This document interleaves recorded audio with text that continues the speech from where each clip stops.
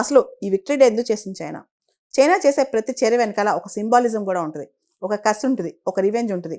మనకు తెలుసు world war 2కు ముందు జపాన్ చైనాని ఆక్యుపై చేసి ఎంత హీనపరిచిందో, అవమానపరిచిందో, చాలా అట్రాసిటీస్ కమిట్ చేసిందనమాట. అంతేకాదు చాలా యూరోపియన్ పవర్స్ చైనాని ఆక్యుపై చేయడానికి ట్రై చేసే, కొన్ని ఆక్యుపై చేశాయి కూడా. ఈ టైంలో అప్పట్లో చైనా చాలా వీక్గా ఉంది.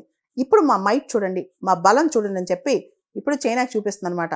అయితే జపాన్ మాత్రం ఇప్పుడు చాలా జాగ్రత్తగా ఆచితూచి రెస్పాండ్ అయింది.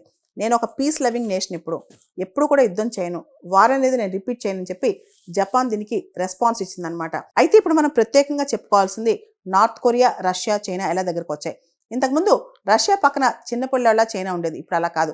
చైనా పక్కన చిన్నపిల్లోళ్ళ రష్యా ఉందన్నమాట. అంటే చైనా మైట్ అనేది అంత పెరిగింది. ప్రపంచంలోనే అమెరికాని చెక్ పెట్టగలిగే గణనీయమైన శక్తిగా చైనా ఎదిగిందనమాట.